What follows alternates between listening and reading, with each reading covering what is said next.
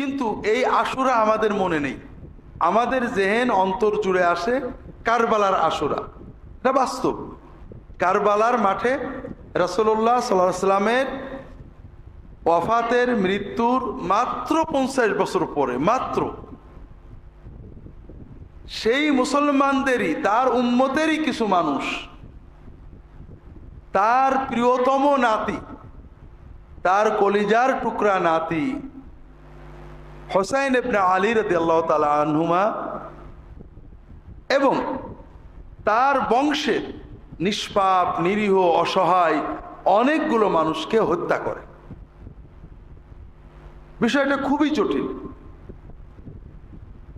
যে রাসূলুল্লাহ সাল্লাল্লাহু আলাইহি ওয়াসাল্লামের প্রিয়তম নাতি তারই উম্মতের হাতে শহীদ হয়ে যাচ্ছে। এটা কষ্টের ব্যাপার, বেদনার ব্যাপার। এবং এই হত্যাকাণ্ডের ভিতর দিয়ে উম্মতের ভিতরে চিরস্থায়ী বিভক্তি, মারামারি, ফিতনা সৃষ্টি হয়েছে। যদিও কবির কবিতায় বলে ইসলাম জিন্দা হতা হ্যায় কি জানো, হার কারবালা কে বাদ মে, কারবালার পরে ইসলাম জিন্দা হয়। তবে আমার জানা মতে কারবালার পরে ইসলাম জিন্দা হয়নি। কারবালার পরে ইসলাম জিন্দা হয়নি। কারবালার ঘটনা বেদনা, ব্যথা, কষ্ট, দুঃখ, বিভক্তি দিয়েছে। কারবালার ঘটনায় যারা হত্যা কাজে শরীক হয়েছে সবাই নিহত হয়েছে, অপমৃত্যু হয়েছে, ধ্বংস হয়েছে, সবই ঠিক আছে, কিন্তু ইসলাম জিন্দা হয়েছে এরকম নজরে পড়ে না। তো যাই হোক, আমরা কারবালার ঘটনা এবং এক্ষেত্রে আমাদের করণীয় সুন্নাতের আলোকে কি হওয়া উচিত সংক্ষেপে বলানোর চেষ্টা করব ইনশাআল্লাহ। মূল বিষয় হলো রাসূলুল্লাহ সাল্লাল্লাহু আলাইহি ওয়াসাল্লাম মানবতার জন্য একটা নতুন রাজনৈতিক ব্যবস্থা আনলেন, যেটা বিশ্বে ছিল না। আরব দেশে তো ছিল নাই। আরব দেশের মানুষ ছিল কবিলাতান্ত্রিক, গোত্রভিত্তিক। কোনো রাষ্ট্র কিন্তু আরব দেশে ছিল না। রাসূলুল্লাহ যখন আসেন আরবে কোনো রাষ্ট্র ছিল না। ছিল একদম সিরিয়ার পাশে এবং পারস্যের পাশে ছোট রাষ্ট্র ছিল। রাষ্ট্র মানে একজন রাষ্ট্রপ্রধান, তার হাতে বাহিনী, বিচার আচার, জনগণ যে যে গোষ্ঠীর হোক আর যে দলের হোক রাষ্ট্রের আইন মেনে চলতে হবে। আর আরব দেশে ছিল রাষ্ট্র বলে কিছু নেই, সমাজ ছিল আর গোত্র। প্রত্যেক ব্যক্তি তার কবিলা, মন্ডল গোষ্ঠী, মন্ডলদের হেড। সে বললে অস্ত্র নিয়ে বেরিয়ে যাবে, সে বললে দাঁড়িয়ে যাবে, সে বললে লড়াই করবে। প্রত্যেক গোত্রের মানুষ তাদের গোত্রের প্রধানের নির্দেশে চলতেন। গোত্র হলো রাষ্ট্র। যুদ্ধ হবে, গোত্রের প্রধান বললে হবে এই দলে এই দলে, ওটা উনি বলবেন। ওই সময়ে বিশ্বে রাষ্ট্র ছিল। আরবের বাইরে মিশরে, সিরিয়ায়, পারস্যে, ইউরোপে, ভারতে, চীনে সব জায়গায় রাষ্ট্র ব্যবস্থা ছিল। তবে গোত্র এবং রাষ্ট্রের একটা মিল ছিল। গোত্র ব্যবস্থা রক্তের উপরে ভিত্তি। একজন মারা গেলে তার ভাই অথবা ছেলে গোত্রের প্রধান হলো, একজন মারা গেল তার ভাই, ছেলে, ভাতিজা গোত্রের প্রধান হবে। রক্ত, বংশ এখানে মেন। আবার যে রাষ্ট্র ব্যবস্থা চালু ছিল বিশ্বে, সেটাও ছিল রক্ত বংশতান্ত্রিক। রাজা মরে গেলে রাজার ছেলে, ভাই, বউ কেউ না কেউ রাজা হবে, বাইরের কেউ না। আপনারা শুনেছেন ডেমোক্রেসি বলে একটা শব্দ আছে, আমরা বাংলায় বলি গণতন্ত্র। এটা রাসূলুল্লাহ সাল্লাল্লাহু আলাইহি ওয়াসাল্লামের আগেই, কয়েকশো বছর আগে গ্রিসে জন্ম নিয়েছিল এবং সেখানেই মারা গিয়েছিল। গণতন্ত্র হলো জনগণের পরামর্শই দেশ চলবে, সরাসরি বা পরোক্ষ। রাসূলুল্লাহ সাল্লাল্লাহু আলাইহি ওয়াসাল্লামের সময়ে সারা বিশ্বে রাষ্ট্র ব্যবস্থাও ছিল বংশতান্ত্রিক, আর আরব দেশের সমাজ ব্যবস্থা ছিল কবিলাতান্ত্রিক। বংশতান্ত্রিক রাষ্ট্র ব্যবস্থায় আরেকটা বিষয় ছিল, রাজা মানে মালিক আর জনগণ হলো প্রজা। প্রজা হলো মালিকের অধীন। রাজা যেটা বলবে মেনে নিতে হবে। যদি বলে এখান থেকে বাড়ি সরা ওইখানে যাও, যেতে হবে। যদি বলে বাঁচো বাঁচো, মরো মরো। রাজা এবং প্রজার সম্পর্ক ছিল মালিক এবং মামলুকের। রাজা এবং প্রজার সম্পর্ক ছিল মালিকের সাথে তার মালিকানাধীন দ্রব্য বা মানুষের। এখানে রাজ্য কি করে চলবে জনগণের কোনো ইচ্ছা বিষয় না, রাজা যেটা বলবে সেটা। এটাকে বলা হয় স্বৈরতন্ত্র, অটোক্রেসি। রাসূলুল্লাহ সাল্লাল্লাহু আলাইহি ওয়াসাল্লাম আরব দেশে আসলেন, তিনি দ্বীনের পাশাপাশি একটা রাষ্ট্র দিয়ে গেলেন। সেই রাষ্ট্রটা আবার দিলেন কি সম্পূর্ণ অভিনব নতুন রাষ্ট্র, বংশতান্ত্রিক নয়, যোগ্যতাতান্ত্রিক। যে কোনো যোগ্য মানুষ রাষ্ট্রের প্রধানে উপরে যেতে পারে। আলাইকুম বিসসামিআতা ওয়া ইন উম্মিরা আলাইকুম আবদুন হাবশি। যদি একজন কালো কাফরি, নাকবোচা, কানবেকা, কৃতদাস, সেও যদি তোমাদের আমির হয়, শাসক হয়, প্রশাসক হয়, তার আনুগত্য করতে হবে। দ্বিতীয় বিষয়, এখানে জনগণের পরামর্শ নিয়ে চলতে হবে। আমরুম শুরা বাইনাহুম, প্রতিটি কাজ আমানত আদায় করতে হবে, ইনসাফ আদালত প্রতিষ্ঠা করতে হবে। জনগণ ইচ্ছা করলেই শাসকের সমালোচনা করতে পারবে, তার সামনে আইন পেশ করতে পারবে যেটা ঠিক হয়নি। এই যে সিস্টেম, এটা অভিনব ছিল। আরবরা তো দেখেনি, দুনিয়ার মানুষ ওই সময় দেখছিল না। এখন রাসূলুল্লাহ সাল্লাল্লাহু আলাইহি ওয়াসাল্লাম যখন তার মৃত্যুর সময় আসলো, সাধারণ মানুষ সবাই আশা করছে তিনি কাউকে গদ্দিনশীল করে যাবেন। কারণ আইন কানুন যাই দেয়া হোক, নিয়ম হলো কেউ মরার সময় কাউকে না কাউকে বলে যাবে আমার পরে তোমরা এর দেখবা। রাসূলুল্লাহ সাল্লাল্লাহু আলাইহি ওয়াসাল্লাম এটা যদি বলতেন তাহলে সহজ হতো মানুষের জন্য। কিন্তু এই যে নতুন সিস্টেম রাসূলুল্লাহ সাল্লাল্লাহু আলাইহি ওয়াসাল্লাম দিলেন, এটা প্র্যাকটিক্যাল হতো না। যেমন আপনি সাঁতার শেখাবেন, হাত ধরে রেখেছেন, প্র্যাকটিক্যাল হলো না। হাত ছেড়ে ধাক্কা মেরে পানিতে দিলেন, 5 গাল ডক ডক করে পানি খাবে, পেট একটু ফলবে, সাঁতার শিখে যাবে। তো এখন রাসূলুল্লাহ সাল্লাল্লাহু আলাইহি ওয়াসাল্লাম কাউকে দায়িত্ব দিয়ে গেলেন না। তখন সাহাবীদের ভিতরে দুটো ধারা ছিল। রাসূলুল্লাহ সাল্লাল্লাহু আলাইহি ওয়াসাল্লাম বংশের অনেকে মনে করতেন, অথবা কোন কোন সাহাবী মনে করতেন যে রাসূলুল্লাহ যাই বলেন, যুগ যুগ ধরে তো বংশতন্ত্রই চলছে। আমাদের দেশে কোনো পীর সাহেব যদি মরে যান, তার গদ্দিনশীল কি হয়? যদি অন্য কেউ হয়, মুরিদরা মানতে চায় না। এটা আমরা পীর সাহেবরা, পীর দরবারের লোকেরা করতাম। এখন রাজনীতিবিদরা কি করেন? কি করেন? এখন রাজনীতিতেও বংশতন্ত্র। কেন? কারণ মানে আমরা মানসিকতাই ওই রকম রয়ে গেছি। যদিও বলছি গণতন্ত্র, কিন্তু বংশের একজন মানুষকে যত কদর করি, অন্য বংশের মানুষের ওই রকম কদর করতে পারছি না। এজন্য নেতার বংশের যদি কেউ আসে, যত সহজে দল ঐক্যবদ্ধ হয়ে যায়, বাইরের কেউ গেলে ওরকম হয় না। এটা আমরা আমাদের দেশেও জানি। আরব দেশে আরো কঠিন। সবাই অনেকেই মনে করছিলেন রাসূলুল্লাহ সাল্লাল্লাহু আলাইহি ওয়াসাল্লামের প্রিয়তম সাহাবী আবু বকর রাদিয়াল্লাহু তাআলা আনহুকে হয়তো দায়িত্ব দেবেন, কারণ সব সময় তিনি তার পাশে আছেন। কেউ কেউ মনে করছিলেন হয়তো তিনি তার বংশের কাউকে দেবেন, কারণ যুগ যুগ ধরে তো বংশতান্ত্রিক হয়েই আসছে। তার বংশে তো যোগ্য লোক আছে, তিনি দিতে পারেন। রাসূলুল্লাহ সাল্লাল্লাহু আলাইহি ওয়াসাল্লাম কাউকে দেননি। তার ওফাতের পরে সাহাবীরা দ্বিধাদ্বন্দ্ব, কে হবে? আনসারীরা বলেন আমরা, মুহাজিররা বলেন আমরা, বংশের লোকেরা কেউ কেউ বলছিলেন আমাদের থেকে কেউ হবে। শেষ পর্যন্ত নানান রকমের কথাবার্তার মাধ্যমে আবু বকর রাদিয়াল্লাহু তাআলা আনহু খলিফা হলেন, এরপরে ওমর হলেন, এরপর ওসমান হলেন। সবসময় কিছু মানুষ মনে করছিল রাসূলুল্লাহ সাল্লাল্লাহু আলাইহি ওয়াসাল্লামের বংশের কেউ হতে পারে, যোগ্যতা আছে। আবার অনেকেই মনে করছিল যে না, সাহাবীরা আরো আছেন, তারাও যোগ্য। সর্বশেষ যে নির্বাচনটা হলো ওসমান রাদিয়াল্লাহু তাআলা আনহুর সময়ে হলো, ওমর রাদিয়াল্লাহু তাআলা আনহুর ওফাতের পরে। ওমর বললেন তোমাদেরকে রেখে গেলাম, আব্দুর রহমান আউফ, ওসমান, আলী, তালহা, জুবাইর, আর কে, এই 4-5 জন, আব্দুর রহমান, আলী, ওসমান, তালহা, জুবাইর, সাদ ইবনে আবি ওয়াক্কাস নাম রাদিয়াল্লাহু তাআলা আনহুম আজমাইন। এনাদেরকে একটা কমিটি করে দিলেন, তোমরা কমিটি পরামর্শ করে তোমাদের ভিতর থেকে একজন হবে। কমিটিতে বসে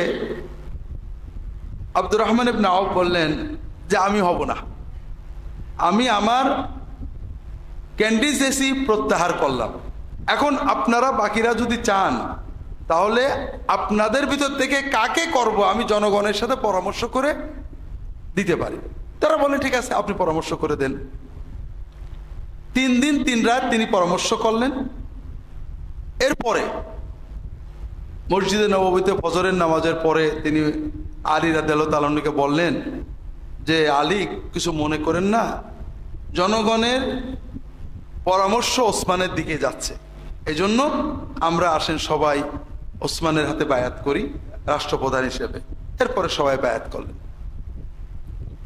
এই যে ধারা, জনগণতান্ত্রিক, পরামর্শতান্ত্রিক, কাউকে কেউ খলিফা গদ্দিনশীন করে যাচ্ছে না, এটা একটা অভিনব বিষয় হওয়ার কারণে এটাকে মেনে নিতে উম্মতকে অনেক খাবি খেতে হলো, পানি খাইতে হলো। এটা ঘটল ওসমান রাদিয়াল্লাহু তাআলার ওফাতের পরে। তিনি শহীদ হলেন, মদিনার লোকেরা আলী রাদিয়াল্লাহু তাআলাকে খলিফা বানালো।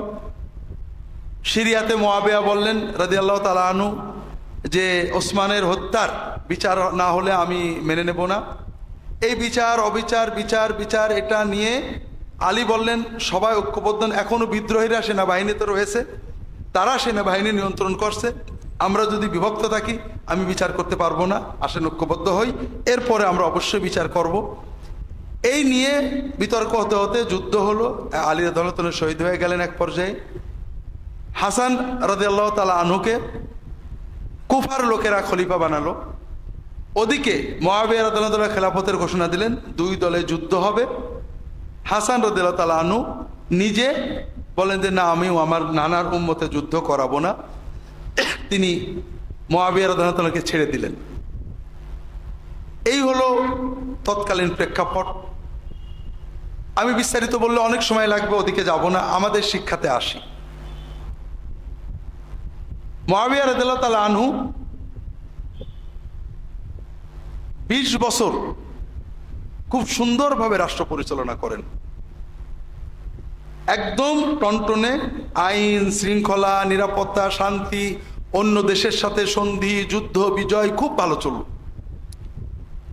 শেষ জীবনে অনেকেই তাকে পরামর্শ দিল যে ওমরের পর থেকে মুসলিম রাষ্ট্রটা যেভাবে দুর্বল হয়ে গেছিল ওসমান এবং আলী রাদিয়াল্লাহু তাআলার সময়ে, আপনার সময় খুব শক্তিশালী হয়েছে, আপনি একজনকে গদ্দিনশীন করে যান। তিনি বিষয়টাকে ভালো মনে করলেন, উম্মতের জন্য, দিনের জন্য, রাষ্ট্রের জন্য।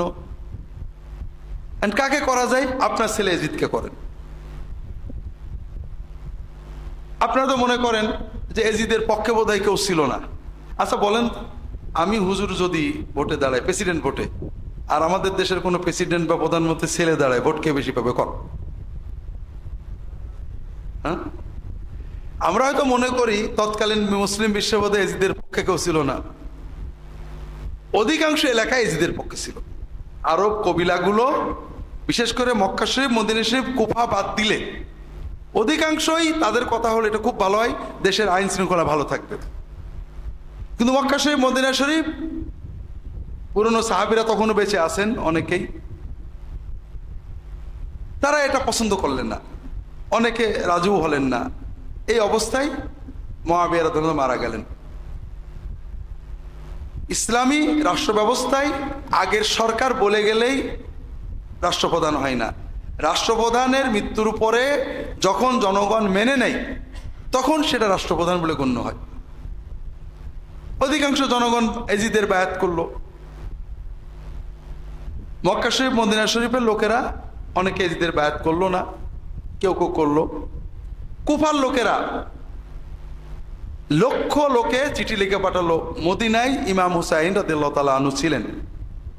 চিঠি লিখে পাঠালো, আপনি আসেন, আপনাকে আমরা বাদশাহ বানাবো।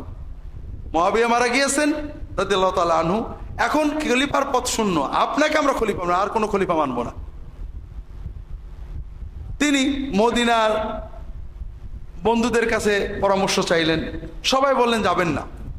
কুফার লোকেরা খুবই দুর্বল প্রকৃতির, মানে আমি বলছি, এটা সাহাবীরা বলেননি, আমাদের বাংলাদেশিদের মতো বিরাট নারায়ের তাকবীরতে আমার পিছনে আসে লক্ষ লক্ষ, ওই দিক থেকে একবার সাউন্ড এসে দেখবেন কিচ্ছু নেই। আর সিরিয়ার লোকেরা অসম্ভব জেদি, তারা ময়দান ছাড়বে না। কুফার লোকেরা আপনার বাবাকে জ্বালাইছে, তারা তাদের প্রতিজ্ঞা রাখেনি। ভক্তি আছে, মহব্বত আছে, কিন্তু কাজের সময় এলোমেলো হয়ে যায়। আপনি ওদের কাছে যান না, আপনি মদিনায় শান্তিতে থাকেন, রাষ্ট্র আপনার দরকার নেই। লম্বা কথা, এক পর্যায়ে উনি বললেন যে না, আমি ভয়ে বসে থাকবো, সুন্নত কায়েমের জন্য, শরিয়া কায়েমের জন্য, হাত কায়েমের জন্য আমি যাব না। তারা চাচ্ছে, আমি তো চাচ্ছি না। তখন উনি পরিবারের সদস্য নিয়ে মক্কা হয়ে কুফায় রওনা দিলেন। উনি যুদ্ধ করতে যাননি, উনি গিয়েছেন, কুফাবাসী বায়াত করেছে, উনি তাদের দায়িত্ব গ্রহণের জন্য গিয়েছেন। এই জন্য পরিবারের সদস্য নিয়ে গেছেন, কোনো সৈন্য নিয়ে যাননি। এজিদ খবর পেয়েছে, তখন তার মোবাইল ছিল না, খবর পেয়েছে, কুফার লোকেরা হুসাইন রাদিয়াল্লাহু তাআলা আনহুর সাথে যোগাযোগ করছে। এজিদ দ্রুত, কুফার গভর্নর ছিলেন এক সাহাবী নোমান ইবনে বাশির, সম্ভবত মনে হয় রাদিয়াল্লাহু তাআলা আনহু। এজিদ তাড়াতাড়ি ওবাইদুল্লাহ বিন জিয়াদকে পাঠিয়েছে, দ্রুত যে কুফার থেকে নোমানকে সরাও, তুমি দায়িত্ব গ্রহণ করো, কুফাবাসীদের এমন সাইজ করবা যেন আর হুসাইন নামও মুখে না নেয়, আর হুসাইন যেন কুফায় ঢুকতে না পারে, আগেই তাকে ব্যারিকেড দিবা, দিয়ে ব্যাক করিয়ে দিবা। যাই হোক, ওবাইদুল্লাহ ইবনে জিয়াদ কুফায় আসার পরে কয়েকদিনের ভিতরে সব সাইজ, কুফাবাসীর আর কোনো জিন্দাবাদ নেই, এখন আর কেউ হুসাইনের পক্ষে নেই। এখন বাহিনী নিয়ে কারবালার প্রান্তরে হুসাইনকে ঘেরাও করলেন ওবাইদুল্লাহ বিন জিয়াদের বাহিনী। হুসাইন রাদিয়াল্লাহু তাআলা বললেন যে আমি তো লড়তে আসিনি রে বাবা, তোমরা ডেকেছো তাই আসছি, তোমার যদি তোমাদের প্রতিজ্ঞা ভঙ্গ করো তাহলে ছেড়ে দাও, আমি মক্কায় চলে যাচ্ছি, অথবা আমাকে ছেড়ে দাও, আমি বর্ডারে যে জিহাদ করব, অথবা আমি এজিদের কাছে যেতে রাজি আছি, তোমাদের হাতে সারেন্ডার করতে রাজি নেই। তো যাই হোক, ওরা চিন্তা করলো যে হুসাইনকে যদি আমরা না মারি তাহলে তো এজিদ খুশি হবে না।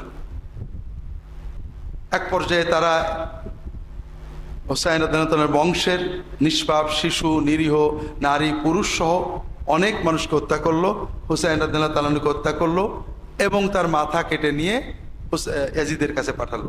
এক্ষেত্রে শুধু আপনাদের বলবো, বিষাদ সিন্ধুতে যে গল্প আছে সবই মিথ্যা। এই যে পিঠের পারে বসলো, এদিকে ছুরি দিল, ওদিকে তোমার জান্নাতে না নিয়ে যাব না, এই সীমার মাথায় নিয়ে যাচ্ছে, ইহুদির বাড়ি, অমুকের বাড়ি, সব মিছে কথা। এগুলো কাল্পনিক উপন্যাস, আমরা সত্য মনে করি। বিস্তারিত ঘটনা এখন বলার সময় নেই। এজিদ ব্যাজ্যত খুশি হলো, যদিও এজিদ হুসাইনকে হত্যা করার নির্দেশ দিছিল না, তবে যারা হত্যা করেছে তাদের শাস্তি দিইনি, ব্যাজ্যত মনে হয় সে খুশি হলো যে যাক, দুশ্মনেরটা গেল। একটা সহজ বিষয় শোনেন, এজিদ আমাদের দেশের রাজনীতিবিদদের মতোই খুবই পাকা ইমানদার মুসলমান ছিলেন, নামাজ পড়তেন, রোজা রাখতেন, হজ করতেন। অবশ্য শিয়ারা বলে মতরত খাইতো, এগুলো মনে হয় না, কারণ আমাদের দেশে আমরা ভালো মুসলমান না সেই যুগের লোকেরা ভালো মুসলমান ছিল? কম, হ্যাঁ ঠিক না? আমাদের দেশের একজন সবচেয়ে বড় নাস্তিক মন্ত্রী, সে কি মাসের সামনে মদ খাবে? মাতালে বাইরে আসবে, ওযু না থাকলেও নামাজ রক্ত পড়ে গেলে, ঠিক না? আপনারা কি মনে করেন সেই দেশের মানুষ এইটুকু বুঝতো না? বিষয় হলো ঠিক আমাদের দেশের রাজনীতিবিদদের মতোই, বা বর্তমান বিশ্বের বা পরবর্তী বিশ্বের, পূর্ববর্তী বিশ্বের বড় বড় রাজনীতিবিদ, খলিফা, আমির, ওমরা, বাদশাহ, শাসক, প্রেসিডেন্ট, প্রধানমন্ত্রীর মতোই পাকা ইমানদার ছিল। নামাজ, রোজা, হুজুরদের সম্মান সবই করত, তবে ক্ষমতার কেউ প্রতিদ্বন্দ্বী হলে খাচ্ছে, কোনো মায়া দয়া নেই। এই জন্য ক্ষমতার জন্য এজিদ কয়েকটা কাজ করছিলেন। এক নম্বর হলো হুসাইনের খুন। শুধু হুসাইন নয়, তার বংশের নিরীহ মানুষদের এই যে খুন করা হলো, এটা উনি বিচার করেননি। সবচেয়ে পজিটিভ এটুকু বলা যায়, তিনি হুকুম দেননি, কিন্তু তিনি কোনো বিচার করেননি, দুঃখ প্রকাশ করেননি, শাস্তি দেননি, বরং এরাই তার মূল বাহিনী ছিল। দ্বিতীয়, হুসাইন গেলেন, এরপরে পরের বছরে মদিনার লোকেরা বিদ্রোহ করলো, সৈন্য পাঠালো এজিদ। মদিনায় শত শত হাজার গণহত্যা, সাহাবীদেরকে হত্যা করে, সাহাবীদের আওলাদদের হত্যা করে, ধর্ষণ হয়েছে। এজিদের বাহিনী মদিনায় গণহত্যা চালাইছে। এজিদের 2 বছরের 2 কাজ। তৃতীয় বছরে মক্কায় বাহিনী পাঠালো, মক্কায় কাবা ঘরে কামান দেখলো। তৃতীয় কাজ। এই সব কিছু কেন করলো? ক্ষমতায় থাকার জন্য। মজা হলো, চতুর্থ বছরে এজিদ মারা যায়। চতুর্থ বছরে এজিদ মারা যায়। বিষাদ সিন্ধুতে যা আছে মিছে কথা, স্বাভাবিক অসুখ এসে মারা যায়। এর চেয়েও মজা হলো, দুনিয়াতে যত রাজা বাদশাহ মরে গেছে, প্রত্যেকের বংশে 200 বছর রাজা হয়েছে। এজিদের বংশে আজ পর্যন্ত কেউ রাজা হয়নি, আজ পর্যন্ত। এজিদের মৃত্যুর পরে তার ছেলে মুআবিয়া ইবনে এজিদ ইবনে মুআবিয়া রাজত্ব নিয়েছিলেন। বলা হয় খুব ভালো মানুষ ছিলেন। ওই উমাইয়ারা ওকে মেরে ফেলে। এরপর থেকে আজ পর্যন্ত এজিদের বংশের কেউ রাজা হয়নি। অন্যান্য অনেক বংশের হয়েছে, শয়তানের বংশ, ভালো মানুষের বংশ। তাহলে এখানে বড় শিক্ষা আমরা দেখছি যে যে ক্ষমতার জন্য আমরা এত কিছু করলাম, সেই ক্ষমতা না এজিদ নিজে ভোগ করলো, না তার বংশের কেউ ভোগ করতে পারলো। এর ভিতরে আমাদের অনেক শিক্ষা আছে ভাইরা। আল্লাহর এই বিচার কিন্তু চিরন্তন। আপনি মানুষের উপরে জুলুম করছেন, জমি কেড়ে নিচ্ছেন, মিথ্যা সাক্ষী দিচ্ছেন, খুন করছেন, হয়তোবা সমাজের মাতবরির জন্য, অথবা কিছু জমি জমা টাকা পয়সার জন্য, অথবা রাজনৈতিক ক্ষমতার জন্য। কিন্তু আপনি কি করছেন? আপনি কয়দিন এই ক্ষমতা ভোগ করবেন? হতে পারে আপনার পরে আপনার বংশের কেউই আর এই ক্ষমতা ভোগ করবে না, এই জমিতে বা তারা থাকতে পারবে না। এরকম আমাদের চোখের সামনে আশেপাশে তাকালে দেখবেন, একজন লোক বিশাল বড় লোক ছিল, দ্বিতীয় পুরুষে, তৃতীয় না, জমি তো জমি, গোরস্থান পর্যন্ত বেছে ফেলেছে, বাপের কবর পর্যন্ত বেছে ফেলেছে। কাজেই আমরা যারা আল্লাহর দিনের বাইরে মানুষের উপরে জুলুম করে টাকা বলেন, সমক্ষমতা বলেন, শক্তি বলেন, সম্পদ বলেন জোগাড় করতে চাই, তাদের বুঝতে হবে যে সবকিছু আপনার প্ল্যানে হবে না। এজিদ বিশ্বের সবচেয়ে ক্ষমতাধর বংশের, তার পিতা মুআবিয়া রাদিয়াল্লাহু তাআলা 20 বছর একেবারে শক্তির সাথে শাসন করেছেন। তারই ছেলে, সে 4টে বছরও বাঁচতে পারল না, মরে গেল। এই যে মানুষ মেরে ক্ষমতায় থাকলো, এই ক্ষমতা সে ভোগ করতে পারল না। হোসাইন রাদিয়াল্লাহু তাআলার পরিবার, মদিনার সাহাবীদের পরিবার মক্কায় কামান দেখলো, এত কিছু করলো, কিছু না, একটা গোল যে ক্ষমতাটা সুসংহত করবে, কিন্তু হলো না। আরো মজার ব্যাপার, যেটা সাধারণত ঘটে না, তার বংশের কেউ আর ক্ষমতায় থাকতে পারলই না। দ্বিতীয় বিষয় হলো ইমাম হুসাইনের শাহাদত। ইমাম হুসাইন যখন মক্কা থেকে চলে আসবেন, মদিনা থেকে মক্কা, মক্কা থেকে কুয়া যাবেন, তখন 2-1 প্রবীণ সাহাবী বলছিলেন যে দেখেন, আপনার নানা হলেন আখেরাতের বাদশা, দুনিয়ার বাদশাহী আপনাদের জন্য পোষাবে না, কাজে ওদের দিকে যেতে না। দুনিয়ার বাদশাহী তারা চাননি, তারা দিনের জন্যই গেছিলেন। তবে আমাদের বুঝতে হবে, দুনিয়ার সাময়িক পরাজয় কিন্তু পরাজয় না। ইমাম হুসাইন মারা গিয়েছেন, নির্মমভাবে শহীদ করা হয়েছে, কিন্তু বীরের মতো লড়ে মরেছেন। তিনি মৃত্যুকে ভয় পাননি। আমরা বাহ্যিকভাবে দেখি যে তার মৃত্যুতে এজিদের বাহিনী ভয়ঙ্কর খুশি হয়েছে, গেছে শেষ, আমরা জিতে গেছি, এজিদের বাহিনী আছে আছে, ঠিক না স্লোগান, কিন্তু আসলে কি আছে? আছে? নেই, নেই তো নেই। কারবালার হত্যাকাণ্ডে যারা শরীক হয়েছে প্রত্যেকেই খুন হয়েছে, একজনও বাঁচে। এবং সবচেয়ে বড় কথা যে আমরা যেটাকে সাময়িক পরাজয় মনে করি, আচ্ছা ইমাম হুসাইন কি পরাজিত হয়ে গেছেন? ইতিহাস থেকে মুছে গেছে? তার বংশধর মুছে গেছে? তার মর্যাদা কি কমে গেছে? কিছুই হই। কাজেই একজন লোক সাময়িক হেরে গেছে, যুদ্ধে হেরে গেছে, মরে গেছে, আমি দেখছি এই 10-20 বছরের ইতিহাসে পরাজিত না, এর নাম পরাজয় না। জয় পরাজয় 10-20 বছরে নির্ধারিত হয় না, এটা শত শত হাজার বছর পরে দেখা যাবে কে জিতলো আর কে মরলো। কাজে আমরা কোন নেককার মানুষ, কোন ভালো মানুষ দুনিয়ায় হয়তো মরে গেছেন, হেরে গেছেন, মামলায় ঠকে গেছেন, মানুষের তাকে মাথায় ব্যাট দিয়ে মেরে ফেলেছে, কোনো খারাপ লোকে মরে গেছেন, অ্যাক্সিডেন্টে মরে গেছেন, ও লোকটা ভালো ছিল না, খবরদার। মানুষের দুনিয়ার পরিণতি দিয়ে আখেরাতের পরিণতি বিচার করলে তো বলতে হবে যে এজিদ ভালো ছিল, নাউজুবিল্লাহ ইমাম হুসাইন হেরে গেছেন, এরকম বলার সুযোগ আছে নাকি? ওই সময়ে ওই 1-2 বছর 3 বছর যাদের ইমান দুর্বল তারা এরকম চিন্তা করেছে, তাই তো হুসাইন হেরে গেল, মদিনাবাসী হেরে গেল, মক্কাবাসী হেরে গেল, তাহলে এজিদই বোধহয় ঠিক। ওই 3-4 বছর কারা চিন্তা করেছে? যাদের ইমান মজবুত হয়নি।